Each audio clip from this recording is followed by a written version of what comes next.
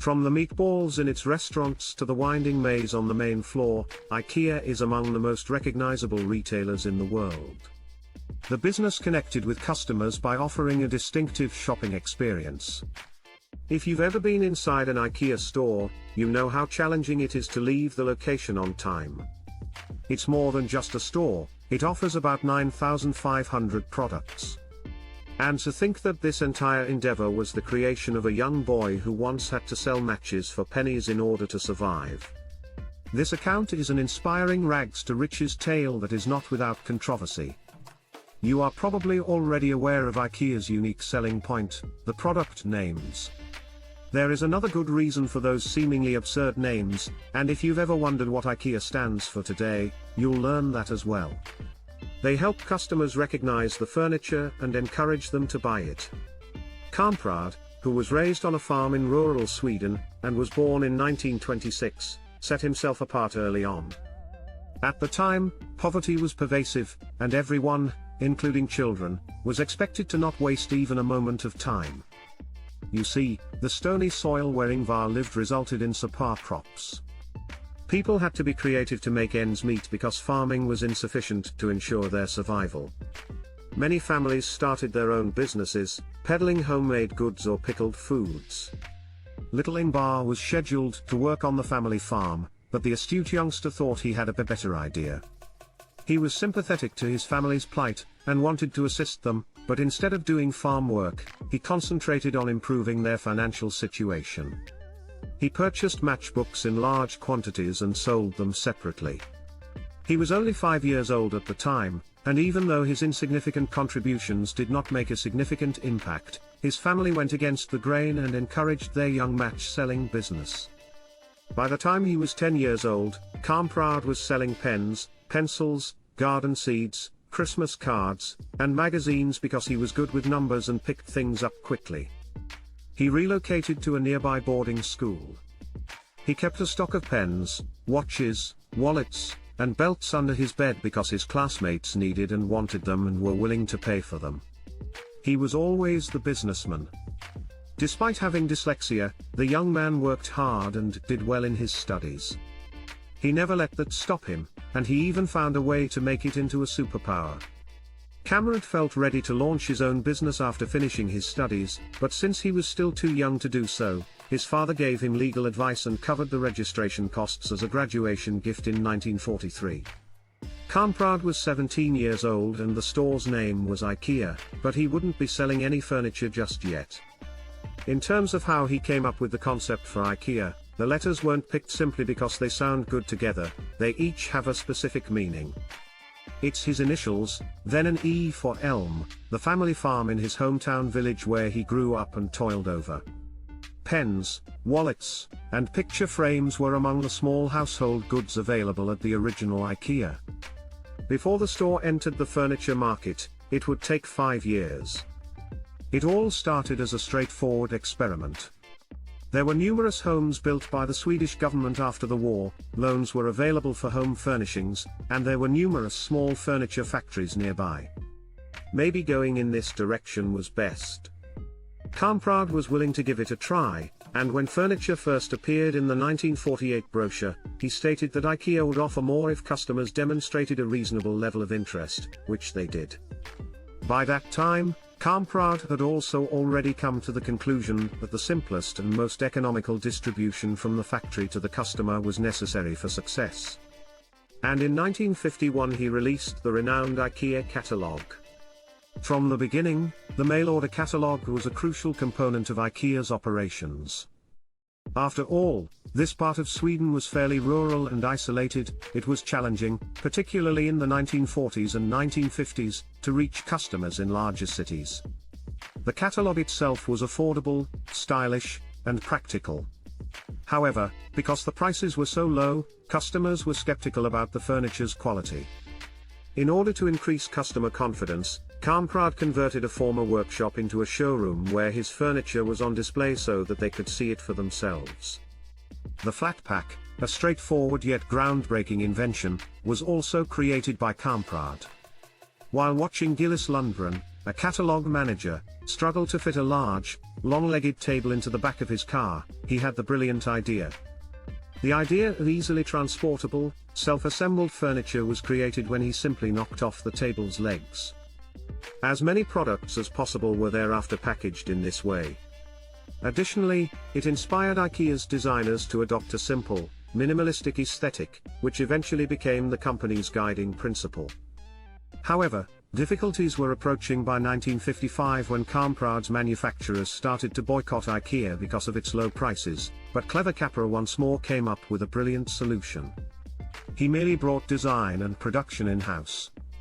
Now that his idea had been realized, he produced, displayed, flat-packed, and sold his own furniture out of his own warehouse. You might recall that we mentioned Kamprad's dyslexia. Because of this, he had trouble recalling and understanding the product's numeric codes. Rather than assigning those duties to someone else and avoiding the problem altogether, he made use of his disability by devising a more original system for organizing his products, which would eventually become the most recognizable feature of his now global company. Nouns were simpler for Kamprad to remember than numbers, so he came up with a naming system where he gave each piece of furniture a useful name. For instance, the names of Swedish locations are given to large furniture.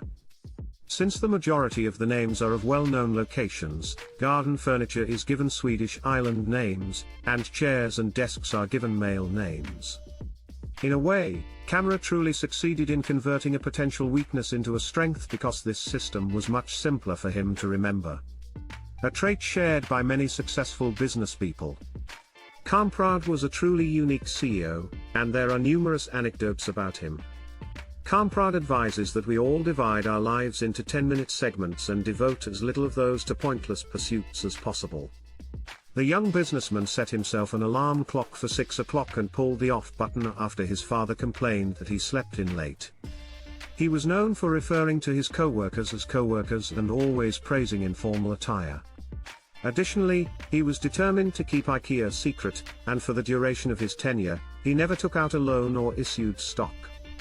Kamprad, however, made the decision to retire in 2013. The founder, who was 87 at the time, gave an explanation for his choice, saying, "I see this as a good time for me to leave the board of the inner IKEA group." Until his passing in 2018, the billionaire kept traveling the world and visiting new IKEA stores even after he resigned. Despite his considerable wealth, he did all of this on a tight budget. He traveled in economy class, kept the same Volvo for more than 20 years, stayed in budget hotels, and even swapped out expensive hotel minibar bottles for less expensive ones from nearby supermarkets. He was infamous for being press-shy and never granted interviews, but in 1994, he was also the subject of some controversy.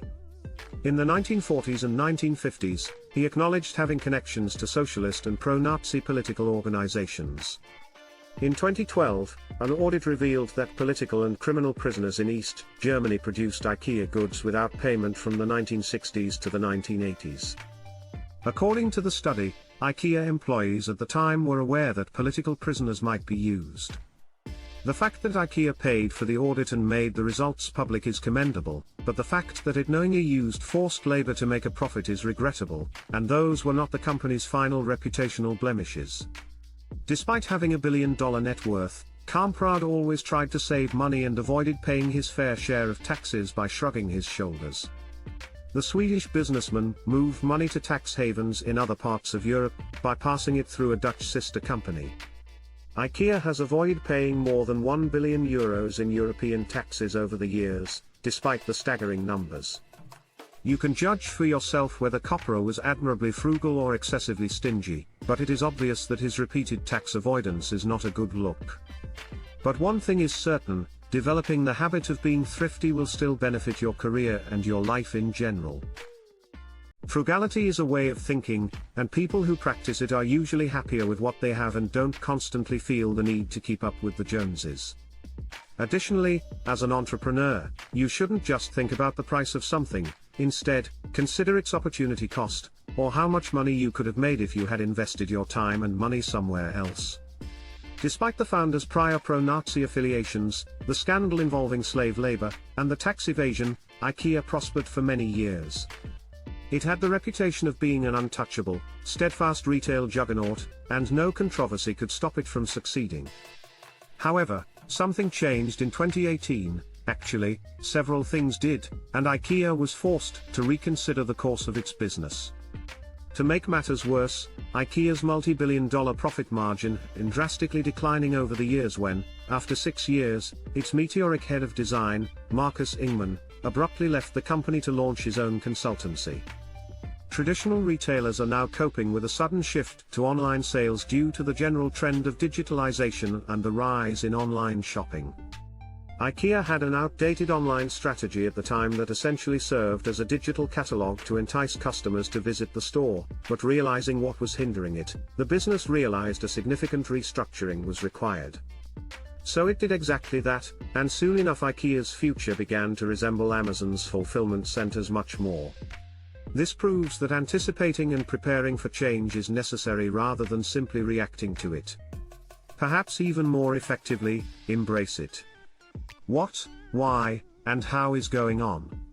Understanding the opportunities presented by change makes you better equipped to take advantage of them, which is why it's critical to keep learning new things. You will eventually come to see change as something to embrace rather than something to be afraid of. Although IKEA claimed its e-commerce business had doubled as a result of COVID, the company also reported that customer complaints had increased significantly. Nevertheless, this is something to welcome and use to your advantage. In-app customer service issues, unfulfilled orders, and lengthy drives to pick up furniture that was marked out of stock 30 minutes before the customers arrived were all common in 2020. Despite this, IKEA's online sales are currently booming, and despite the fact that its stores will be closed for the majority of 2020 due to global lockdowns, being compelled to spend so much time indoors led to consumers spending more money on their homes and furniture. The Swedish furniture behemoth asserts that the fad is here to stay. IKEA is more than just a place to visit, it is a full-on adventure. The business successfully provides an exceptional experience to anyone who walks through its doors, almost like Disney World with a furniture theme, through the opening of its restaurant, and its labyrinthine store layout. This was the tale of a bright young boy with modest beginnings, packs of matches, and a desire to support his family, who went from selling matches for pennies to managing a billion-dollar company. With his home furnishings, he eventually changed the lives of millions of people, and despite being at the center of a number of scandals, IKEA is still one of the most recognizable companies in the world. Nearly 1 billion people enter the store each year, either in search of a nice item, to eat some meatballs, or just to get lost in the confusing layout. Do you have a business in mind that you would like us to cover in the future? What lessons did you take away from this story? Share it in the comments if you do.